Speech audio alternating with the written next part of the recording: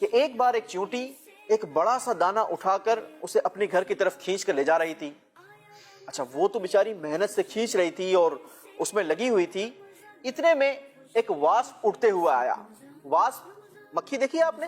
جی ایک تو ہوتی ہے بی جسے فلائی بھی کہتے ہیں جی جی اور واسپ بھی کہتے ہیں. واسپ جو ہوتا ہے نا یہ تھوڑی سی بڑی مکھی ہوتی ہے, اردو میں سے تتیا بھی کہتے ہیں. جی جی اب وہ بڑی مکھی نے جب دیکھا کہ چونٹی بڑا سا دانا کھینچ کر لے کے جا رہی ہے تو وہ چونٹی کے پاس گئی اور اس کے قریب جا کر ہنسنے لگی اور اس کا مذاق اڑانے لگی.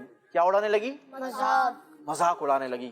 کہنے لگی کہ تم کو تو کتنی محنت کرنی پڑتی ہے کھانا لینے کے لیے, اتنی دور سے یہ دانا کھینچ کر تم اپنے گھر کی طرف لے کے جا رہی ہو اور پھر اتنی محنت کے بعد تمہیں کھانا ملے گا.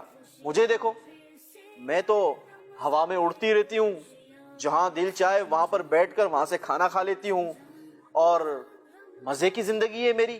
یوں کہہ کر وہ اڑ گئی اور اڑ کر پھر گھومنا پھرنا شروع کر دیا. اچھا وہ جو چیونٹی تھی نا, اس نے ویسپ کی جب یہ باتیں سنی, تیکھی کڑوی باتیں تھی, دل جلا دینے والی باتیں تھی, تو وہ تھوڑا سا افسردہ تو ہوئی لیکن پھر بھی نیچے منہ کر کے اس دانے کو اپنے گھر کی طرف کھینچتی چلی گئی. اچھا جناب, ہوا کچھ یوں کہ وہ جو ویسپ تھی وہ اڑ کر ایک گوشت کی دکان پر جا کر بیٹھ گئی, گوشت پر. اچھا جناب, جیسے ہی وہ گوشت کی دکان پر جا کر بیٹھی, کسائی نے وہ کیا کہتے ہیں اس کو, بغدہ, ہاں, کسائی نے وہ بغدہ اٹھایا ہوا تھا اور وہ تو گوشت کے کیا کر رہا تھا, پیسز کر رہا تھا, ٹکڑے کر رہا تھا. اس نے جیسے ہی بغدہ مارا, اس نے نہیں دیکھا کہ نیچے اس کے کیا تھی, مکھی تھی.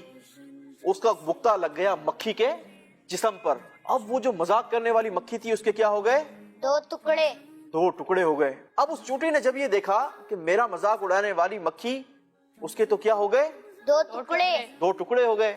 اچھا جب کسائی کی نظر پڑی اس پر تو اس نے تو اسے ہاتھ سے دھکا دیا اور دکان سے کیا کر دیا, نیچے پھینک دیا.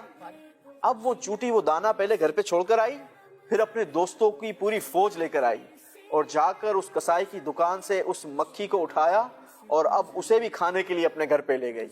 تو اس کہانی سے ہمیں یہ سبق ملا کہ ہمیں کبھی بھی کسی کا مذاق نہیں اڑانا چاہیے, چھوٹا بھی نہیں سمجھنا چاہیے, کسی کو اپنے سے چھوٹا بھی نہیں سمجھنا چاہیے. بالکل بہت اچھی بات کہی ہمارے حسن بھائی نے.